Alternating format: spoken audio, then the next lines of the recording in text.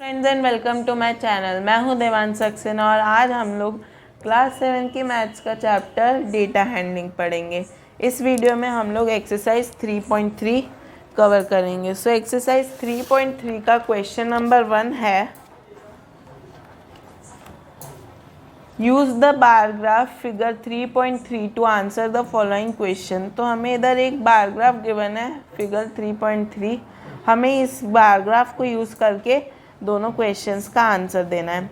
Which is the most popular pet.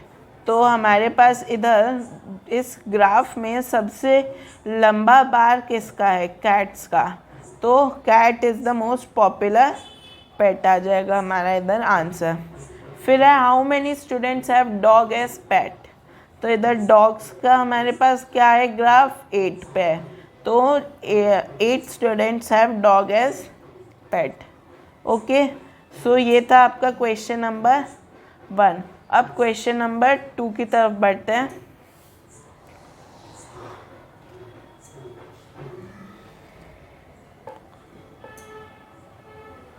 So question number 2 है read the bar graph figure 3.4 which shows the number of books sold by a book store during 5 consecutive years and answer the following questions.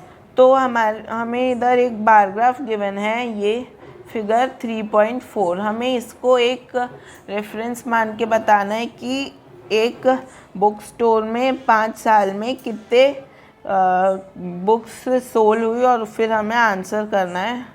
तो सबसे पहले हम लोग देख लेते हैं कि कौन से साल में कितने बुक्स सोल्ड आउट हुए। तो पहले क्या है? 1989।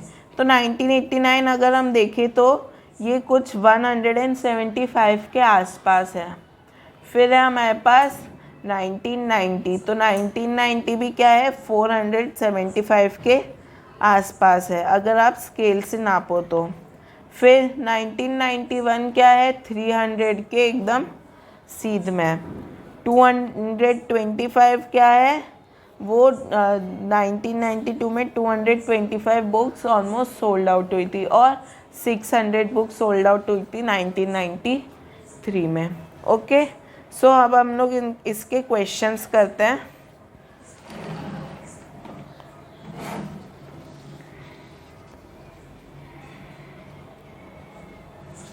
पहला क्वेश्चन है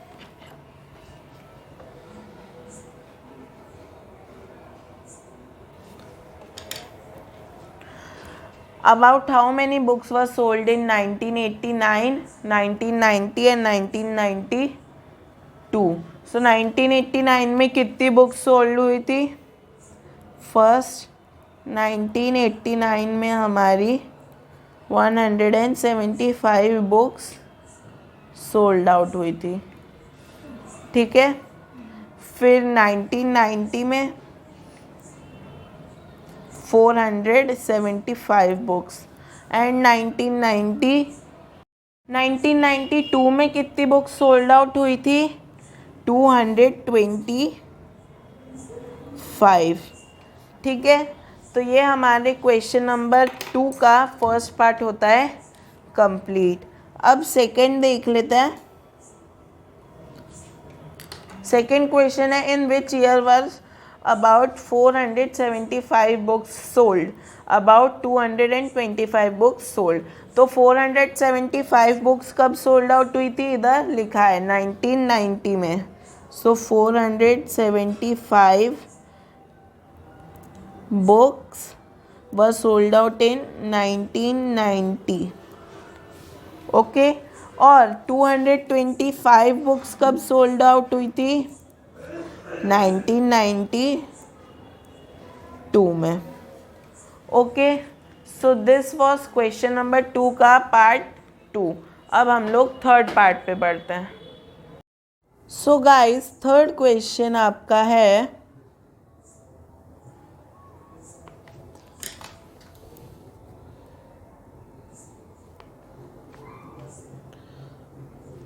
in which years were fewer than 250 books sold. तो 250 बुक्स से कम बुक्स कौन से ईयर्स में बिकी थी? तो 1989 एंड 1982।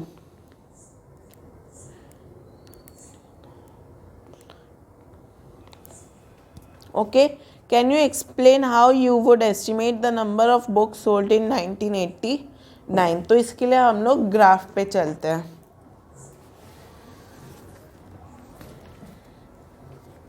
सो हमारा ग्राफ ये है। तो 1989 के बारे में पूछा है हमसे। तो ये 1989 में हम लोगों ने कैसे एस्टिमेट करा कि 175 बुक्स ही सोल्ड आउट हुई है। तो वो हमने क्या करा, हमने देखा कि ये है 100 और 200 के बीच में, ठीक है, 100 और 200 के बीच में। लेकिन ये अगर हम देखें तो 100 और 200 के हाफ से भी ज़्यादा है। तो उस अंदाज में हमने इसको 175 दिया। ओके, तो आप ऐसे ही इसका आंसर लिख सकते हैं। तो ये तो था आपका क्वेश्चन नंबर 2, इधर आपका कंप्लीट होता है।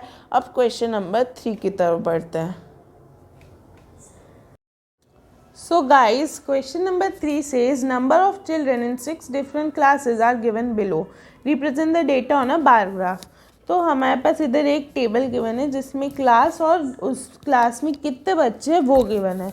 तो हमको उस डेटा को लेकर क्या बनाना है, एक बार ग्राफ बनाना है। तो इधर देखिए मैंने एक ग्राफ पेपर लिया है।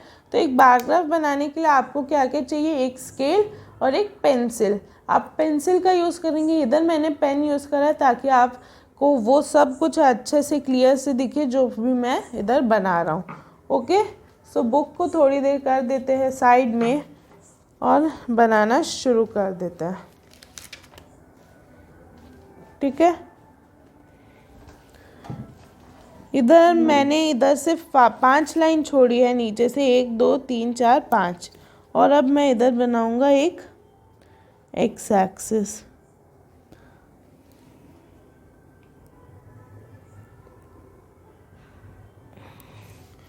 ठीक है।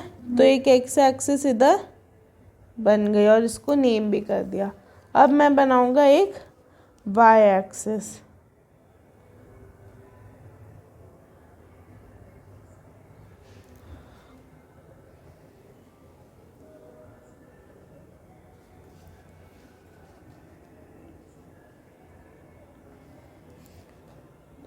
ठीक है। इधर वाई एक्सिस भी हो गया। अब हम लोग देख लेते हैं हमारे पास डेटा कैसा गिवन है। हमारे पास 135, 120, 95, 190 और 80 गिवन है। तो मैं इधर क्या कर सकता हूँ, 10 की स्केल ले सकता हूँ। तो मैं क्या करूँगा, इधर 10 की स्केल लूँगा। तो ये 0 हो गया, ये 10, 20, 30, 40, 50, 60, 70, 80, 90, 100, 110, 120, 130, 140, 150 और ये मैंने 150 पे ख़त्म कर दिया। अब हमको क्या करना है, इधर स्केल लिखनी है। तो स्केल लिखना बहुत ही ज़्यादा ज़रूरी है। स्केल क्या है, ऑन वाई एक्सिस, ठीक है। 1 यूनिट कितने की है, 1 यूनिट है आपके 10 स्टूडेंट्स के इक्वल, ठीक है। तो ये हमारे पास हमने स्केल भी लिख ली। अब हमारे पास फर्स्ट क्या है, 5th क्लास है जिसमें कितने बच्चे, 135। तो इधर देखो, इधर 135 किसके बीच में आएगा, 130 और 140 के बीच में। तो इसके बीच में मतलब कहीं इधर आएगा आपका 135। तो पहले मैंने पॉइंट बना लिया। अब मैं क्या करूँगा, इस पे लाइन बना लूँगा, ओके। और इसको एक बार की तरह रिप्रेजेंट कर दूँगा, ये ऐसे, ओके। तो अब मैं इधर एक लाइन बना दूँगा। तो ये कितने क्या रिप्रेजेंट कर रहा है, 135। और कौन सी क्लास को रिप्रेजेंट कर रहा है ये, तो वो लिख देते हैं हम लोग। आप चाहो तो बाहर भी लिख सकते हो इधर, लेकिन मैंने बार के अंदर लिखा है, थोड़ा प्रेजेंटेबल लगता है। ओके, नेक्स्ट है हमारे पास सिक्स्थ क्लास में कितने बच्चे, 120, मतलब एग्जैक्ट इस लाइन पे आएगा 120। ठीक है, ऐसे, और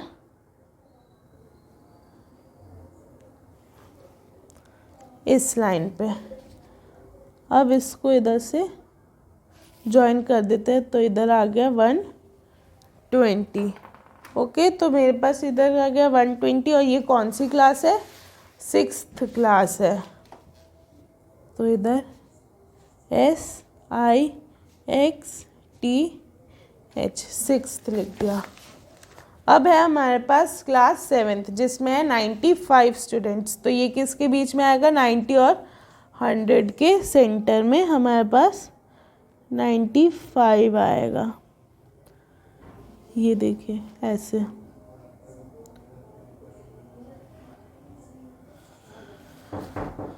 अब हम लोग इसको ज्वाइन कर देंगे और एक ग्राफ बना देंगे। 95, तो ये कौन सी क्लास है, सेवेंथ।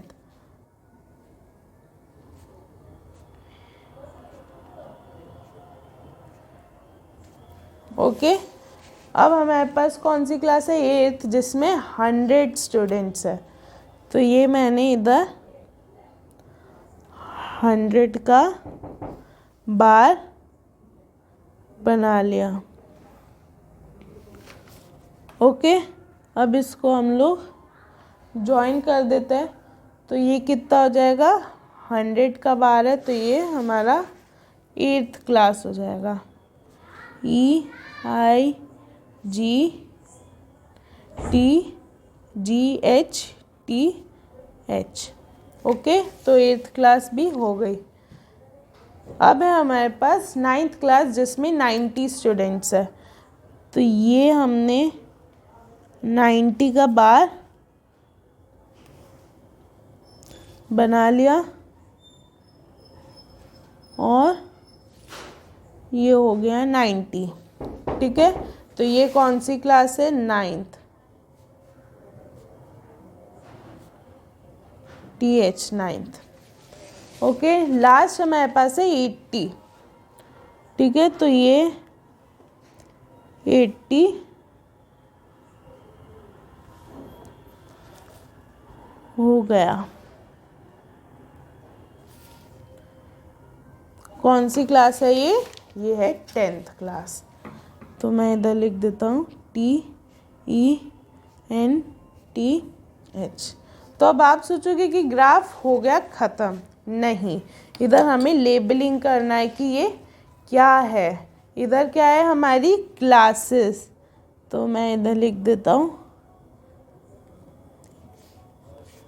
क्लासेस।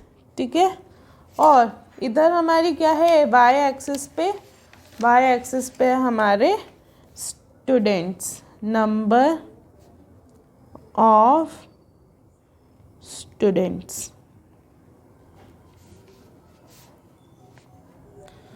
ओके, सो ये था आपका क्वेश्चन नंबर 3 का बार ग्राफ। अब हम लोग क्वेश्चन नंबर 3 के क्वेश्चंस पे बढ़ते हैं, जो हमें अभी करने हैं। सो क्वेश्चन नंबर 3, तो पहला है, how would you choose a scale. तो हम लोग ने स्केल क्या ली है, 1 यूनिट 10 स्टूडेंट्स। ओके, तो अब आप इसको इलस्ट्रेट भी कर सकते हो कि हमने किस बेसिस पे ली है, क्योंकि इधर मोस्टली क्या थे, 10 के ही मल्टीपल्स थे। 20 हो गया, 20 हो गया, 100 हो गया, 90 हो गया, 80 हो गया। ठीक है, तो हमने इसलिए 10 लिया है इधर। ओके, अब हम लोग क्या देखेंगे, बी है हमारे पास, answer the following questions. B में फर्स्ट है, which class has the maximum number of students and the minimum.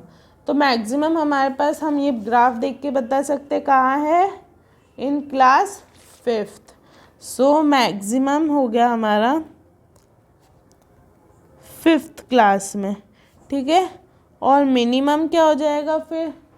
Minimum हमारे पास इस ग्राफ के हिसाब से किस में? 10th क्लास में। तो मिनिमम 10th क्लास। ओके, तो ये तो फर्स्ट पार्ट था। सेकेंड पार्ट है हमारे पास, find the ratio of class 6th to the students of class 8th।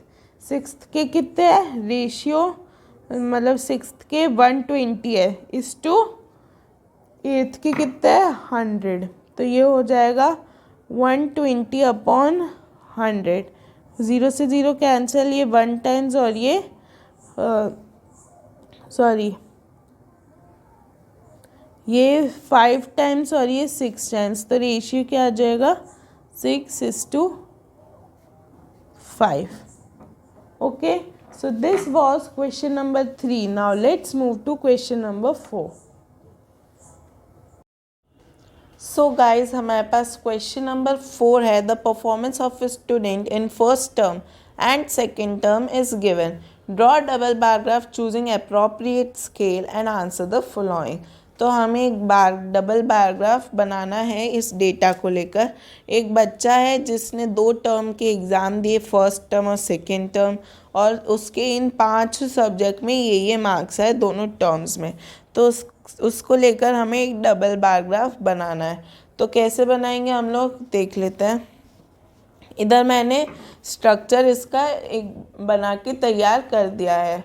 कैसे? मैंने इधर स्केल ली है 10-10 की, ठीक है। आप अपने हिसाब से स्केल ले सकते हो, लेकिन it should be appropriate. Okay, तो मैंने 10 की स्केल ली है, ठीक है।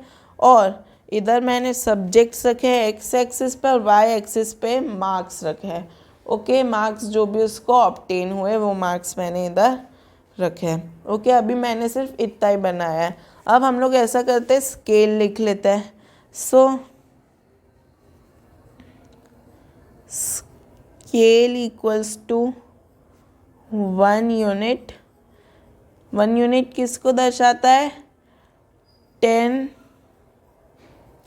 मार्क्स को रिप्रेजेंट करता है 1 यूनिट। ओके, हो गया। अब हम लोग इधर लिख लेते हैं, क्या है इधर?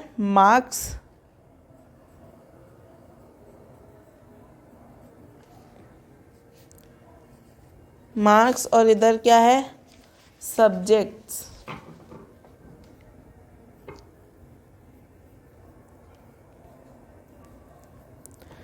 इधर सब्जेक्ट्स है। ओके, तो अब हमें क्या करना है? डबल बार ग्राफ बनाना है। तो इंग्लिश में फर्स्ट टर्म में कितने मार्क्स उसे ऑब्टेन हुए? 67। ओके, तो 67 ऑब्टेन हुए। तो 67 का आएगा 60 और 70 के बीच में, और इधर 1। इधर अगर आप देखें तो इधर और भी छोटी लाइंस बनाई हुई है। ओके, एक बार मैं आपको फ्लैश ऑफ करके दिखा देता हूँ। इधर देखिए और भी छोटी लाइंस है। कैसे? 1 2 3 4 5 6 7। तो ऐसे ही हम लोग क्या करेंगे? 67 को भी प्लॉट करेंगे, ठीक है। 60 के बाद मैं 7 तक काउंट कर लूँगा। 1 2 3 4 5 6 7। तो 67 आ रहा है इधर। ओके, तो 67 मैं इधर कर दूँगा, ये देखिए, ठीक है। अब इधर हम लोग ऐसे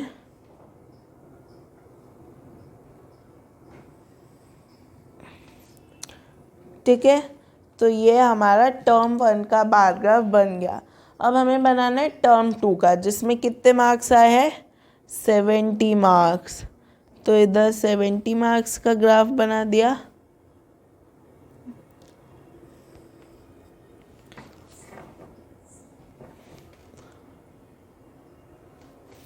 ठीक है, तो ये कितने मार्क्स का है? 67 और ये 70। ओके, अब हम लोग बनाते हैं हिंदी के टर्म 1 का। कितना है हिंदी में टर्म 1 में? 72। तो इधर 70 इधर है, तो 70 से मैं 2 और काउंट करूँगा तो मेरा इधर आएगा 72। ओके, ये और ये। Okay, now let's do.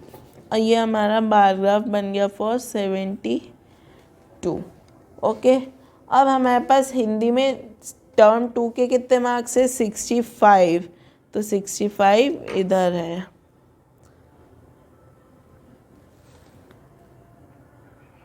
ये 65 भी बना दिया, ठीक है। 65। अब हमारे पास कौन सा है? 90 मैथ्स में 88। सो मैथ्स का ये रहा 80 और 8 इधर हमें काउंट करना है। सो 1 2 3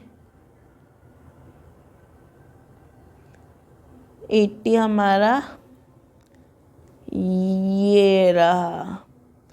ओके, सो मैथ्स में हम लोगों को करने हैं 88 का बार ग्राफ ड्रॉ।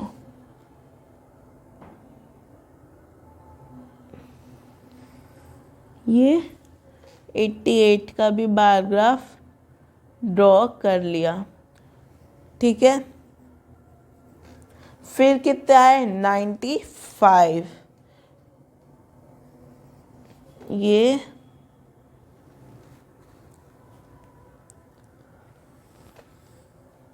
और ये, तो ये कितना हो गया? 95 हो गया।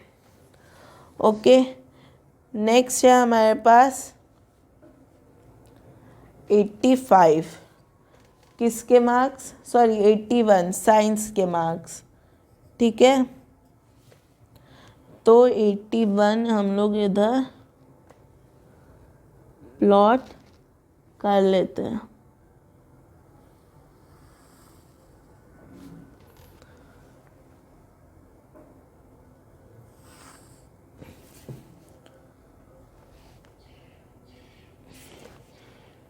ये हो गया 81 इधर प्लॉट।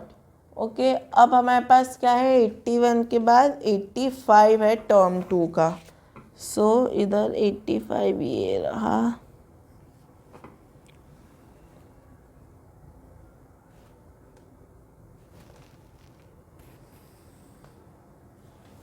ओके, ये हो गया 85। नाइस। अब हमारे पास क्या है? 73। तो ये हो गया हमारा 70 और इधर से 3 1 2 3, ये 70।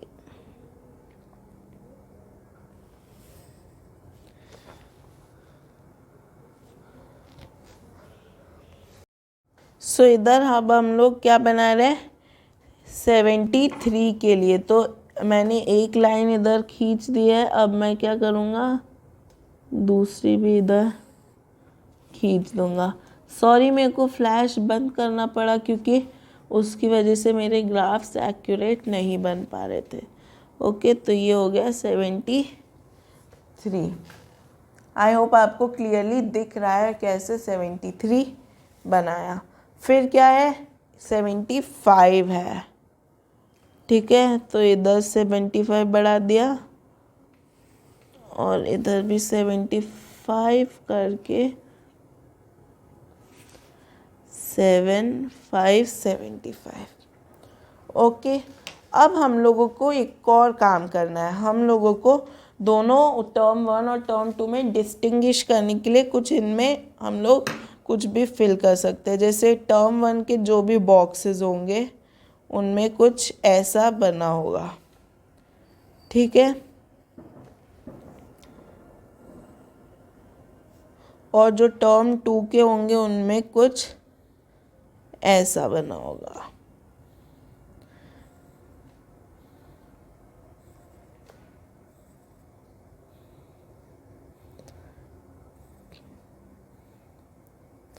ठीक है, तो मैं अब सब में ही ऐसे ड्रॉ कर देता हूँ।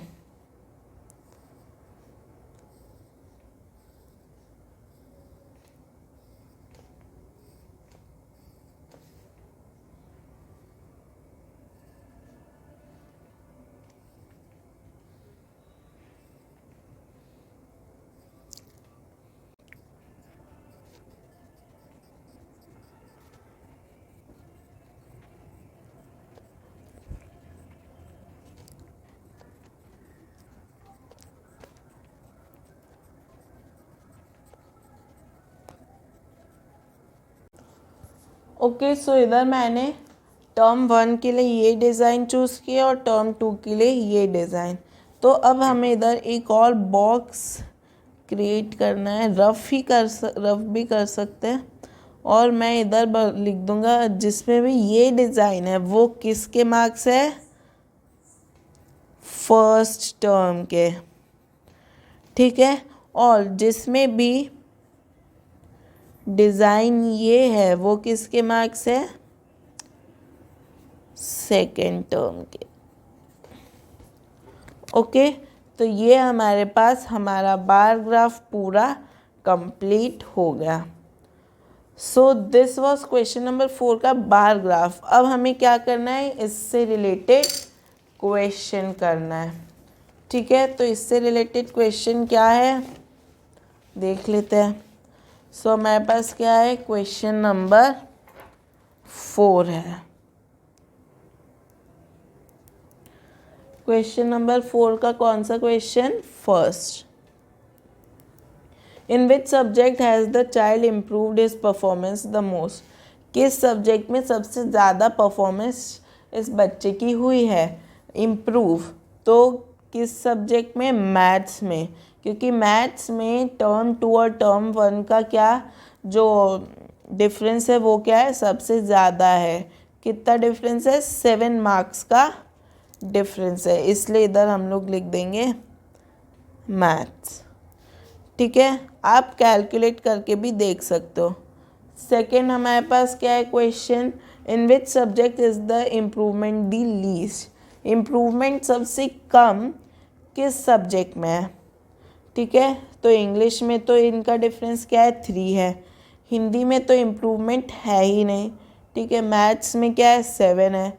साइंस में क्या है, 4 मार्क्स का है। और सोशल साइंस में 2 मार्क्स का। तो क्या है हमारे पास आंसर इधर, सोशल साइंस। क्यों, क्योंकि उसमें सिर्फ 2 मार्क्स का इम्प्रूवमेंट है, ठीक है। अब थर्ड क्वेश्चन देख लेते हैं।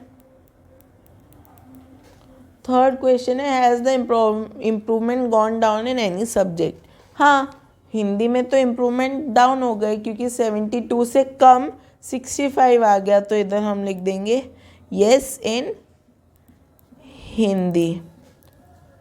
Okay, so this was your question number 4 from exercise 3.3. Now let's move to question number 5. So guys, अब है हमारे पास question number 5। Consider this data collected from a survey of a colony. तो एक colony के सर्वे में हमें ये डेटा मिलेगा।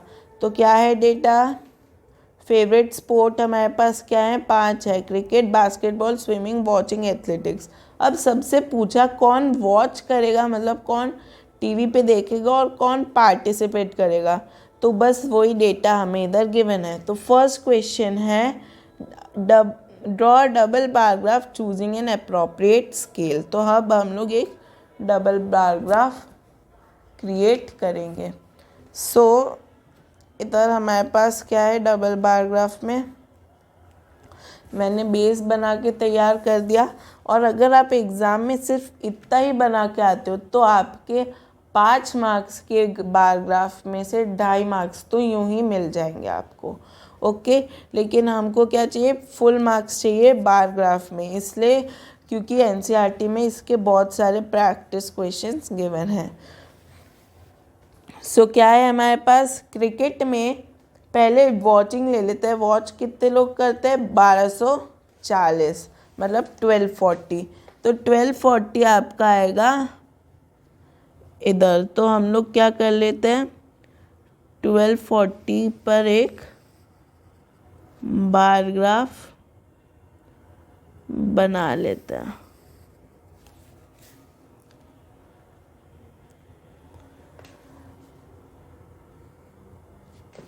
ठीक है, तो ये हो गया 1240 और कितने लोग पार्टिसिपेट करेंगे तो वो है 620। ठीक है,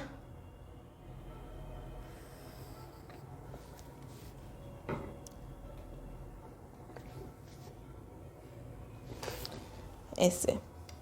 ओके, नेक्स्ट है हमारे पास बास्केटबॉल। बास्केटबॉल कितने लोग वॉच करेंगे? 470। तो ये होगा कुछ इधर। ओके, ज़रूरी नहीं है कि हर बार बार ग्राफ आपका एकदम एक्यूरेट बने, इसलिए आप ऊपर नंबर लिख दीजिएगा क्योंकि उससे क्या, जो भी बार ग्राफ आपका पड़ेगा उसको कम से कम इतना तो पता चलेगा कि आप का जो ये बार है वो किस पे जाकर टच हो रहा है। तो ये हो गया 470।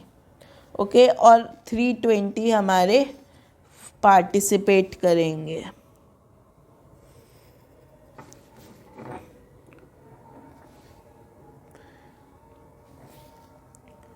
थ्री 20। ओके, अब 510 इधर स्विमिंग में क्या करेंगे? वॉच करेंगे। तो 510 ये रहा।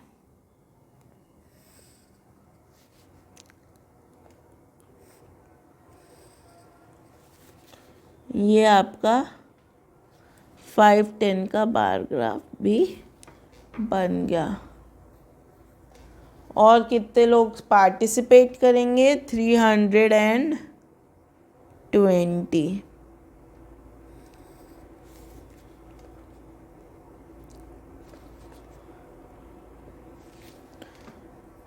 320। ओके, अब हॉकी में कितने लोग वॉच करेंगे? 430 लोग। ठीक है, 430।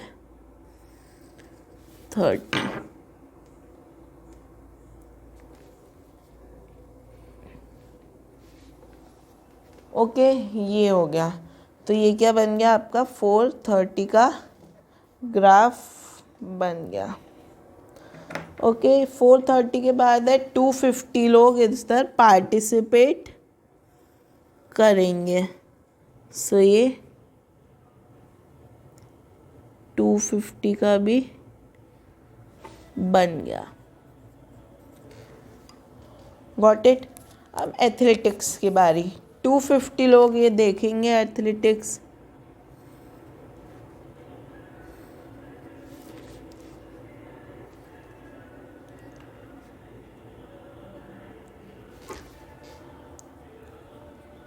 ठीक है, और 105 लोग क्या करेंगे? पार्टिसिपेट। तो 105 आपका आएगा कहीं इधर। ठीक है,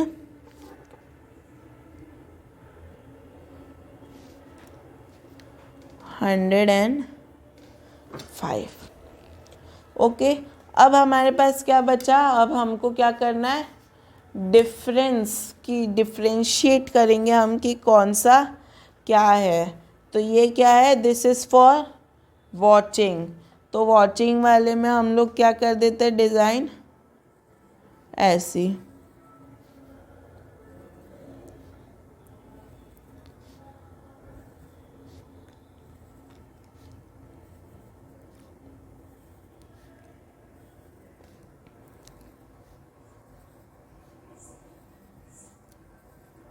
ओके, और हम लोग क्या करते हैं कि इसको छोड़ देते हैं। दोनों में हम डिफ्रेंशिएट तो कर ही पा रहे, तो इसको मैं खाली छोड़ देता हूँ। ऐसे ही ये वाला में भी मैं सिर्फ वॉचिंग को कर दूंगा।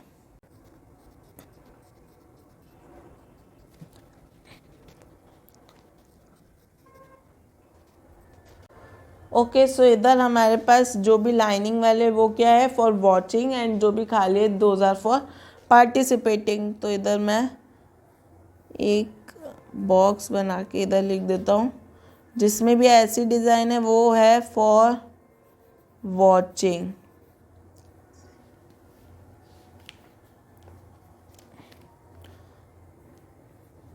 ठीक है, और जितने भी खाली बॉक्स है those are for people participating.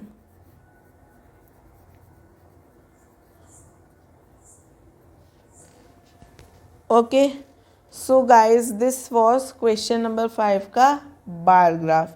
अब हम लोग इसके क्वेश्चंस देखते हैं।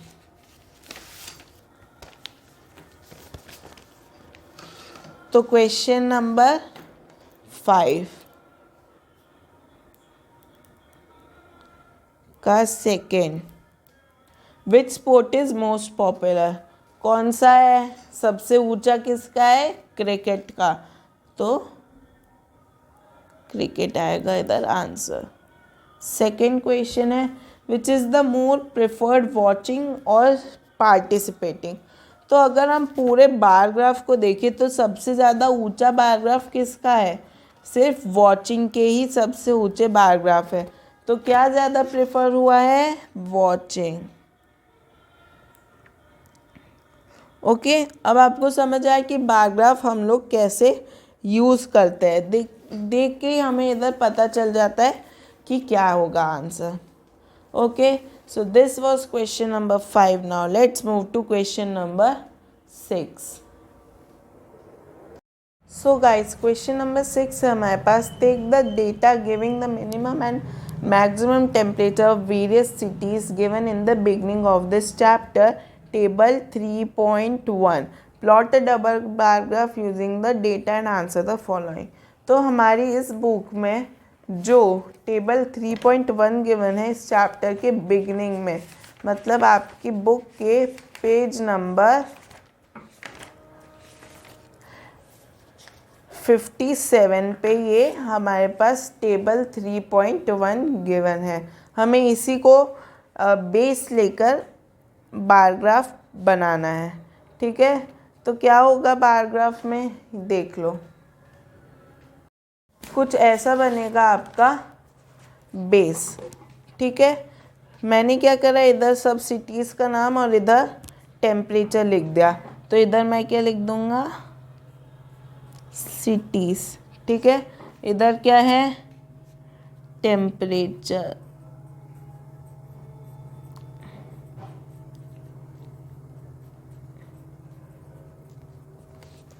ओके, सो इधर टेम्परेचर है और इधर सिटीज़ है।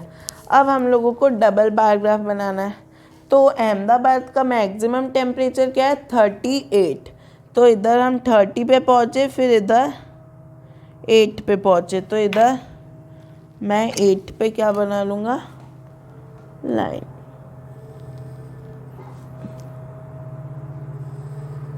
ये कुछ ऐसा बनेगा। ओके, तो ये क्या हो गया, 38 डिग्री सेल्सियस। फिर क्या है, मिनिमम 29। तो ये 20 हो गया और इधर ये 9। तो ये हो गया 29 डिग्री सेल्सियस। ओके, अब अमृतसर का मैक्सिमम क्या है, 37। तो ये 30 और ये 7। तो ये आ गया अमृतसर का मैक्सिमम हमारे पास।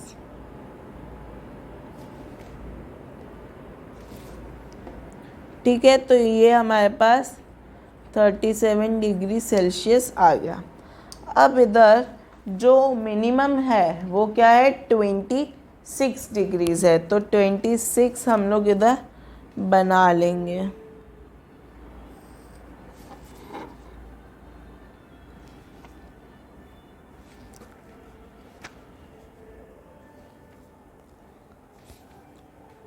Twenty 6 degree Celsius. Okay, Bangalore का मैक्सिमम क्या है 28, तो ये 28,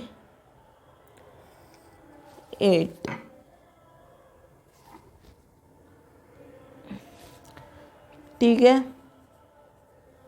डिग्री सेल्सियस। अब 21 क्या है, इसका मिनिमम है।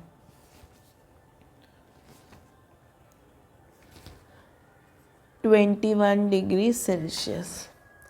ओके, अब हम लोग क्या देख लेते हैं, मैक्सिमम ऑफ चेन्नई क्या है 36, तो ये 36 इधर हमने कर दिया प्लॉट,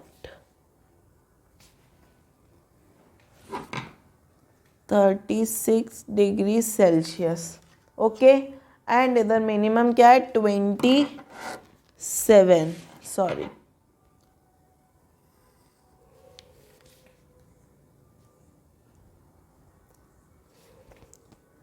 ये हो गया 27 डिग्री सेल्सियस। ओके, अब हम लोग देख लेते हैं दिल्ली का मैक्सिमम टेम्परेचर। तो दिल्ली का मैक्सिमम टेम्परेचर क्या है 38, तो ये हो गया 38,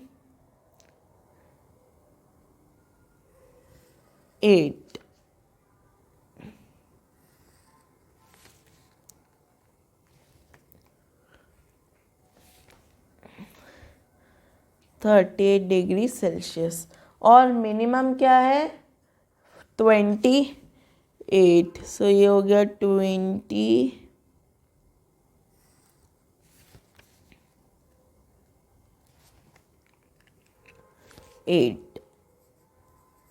डिग्री सेल्सियस। ओके, अब है 39 डिग्री सेल्सियस, सो 39 होगा ये, ठीक है, इसको थोड़ा सा क्लियर कर लेते हैं। यस, तो इधर आपको दिख रहा होगा, ये है 39,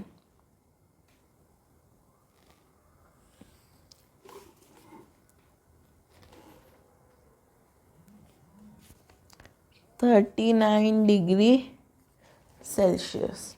okay, and minimum is 29,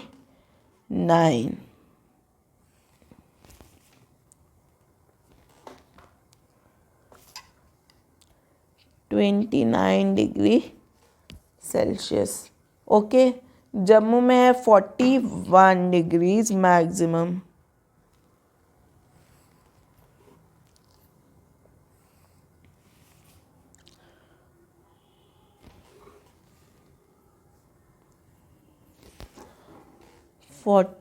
degree Celsius and minimum क्या है 26।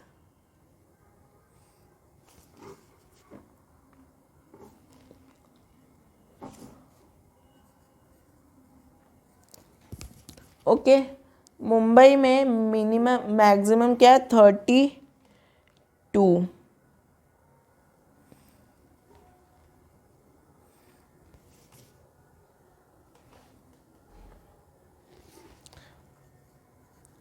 और मिनिमम क्या है इधर 27,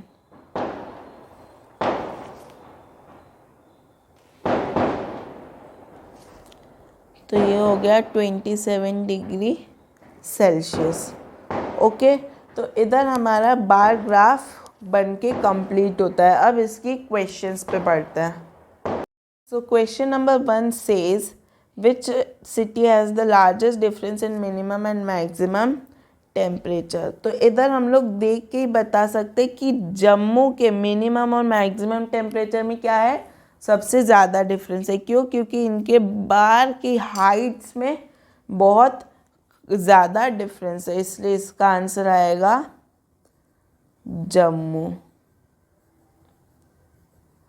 okay, which is the hottest city and which is the coldest city. किसमें सबसे ज़्यादा हमारे पास मैक्सिमम टेम्परेचर है, जम्मू में, तो जम्मू क्या होगी हमारी हॉटेस्ट सिटी, ठीक है, हॉटेस्ट क्या होगी जम्मू, ठीक है। और कोल्डेस्ट क्या होगा, कोल्डेस्ट इधर है हमारे पास बैंगलोर, क्यों, क्योंकि उसका लीस्ट है एकदम 21, तो बैंगलोर होगा। Okay, name 2 cities where maximum temperature of one was less than the minimum temperature of other। हमें एक ऐसी सिटी बतानी है जिसका जो मैक्सिमम टेम्परेचर है, ओके, वो मिनिमम टेम्परेचर से कम है दूसरी सिटी के। तो ऐसी कौन सी सिटी होगी जिसका मैक्सिमम टेम्परेचर दूसरी सिटी के मिनिमम टेम्परेचर से कम होगा? क्या कौन सी सिटी हो सकती है? जयपुर और बैंगलोर। क्यों? क्योंकि इसका जो मैक्सिमम टेम्परेचर है वो 28 डिग्री सेल्सियस है, जो कि इसके मिनिमम टेम्परेचर से भी कम है। ओके, तो इधर हमारे पास आंसर क्या आएगा? बैंगलोर एंड जयपुर। ओके, अब है हमारे पास fourth, name the city where which has the least difference between its minimum and the maximum temperature. Minimum और मैक्सिमम टेम्परेचर में सबसे कम डिफरेंस किस में है? बॉम्बे में, सॉरी मुंबई में। ओके, बॉम्बे भी कहते हैं उसे। इनका डिफरेंस क्या है? 5 है। ओके, तो मुंबई।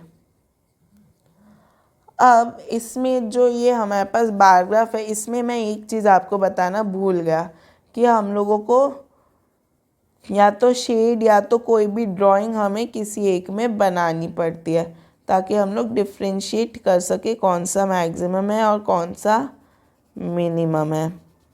तो ये मैं जिन पे भी शेड कर रहा हूँ वो काय के हैं? वो है मैक्सिमम के। ओके, तो मैं ऐसे शेड कर दूंगा सारे। तो अब हम लोगों को एक ऐसा बॉक्स बनाना है और इसको शेड करना है। तो जिस पे भी शेड है वो क्या है? मैक्सिमम है। और जो भी ऐसे खाली बॉक्स है वो क्या है? मिनिमम है। ओके, सो ये हमारे पास आ गया बार ग्राफ भी सही से। Okay, so this was question number 6, last question of your exercise 3.3. Now I'll meet you in the next video. इस वीडियो के आपके नोट्स डिस्क्रिप्शन में मिल जाएंगे. Till that, stay connected with us and thank you very much.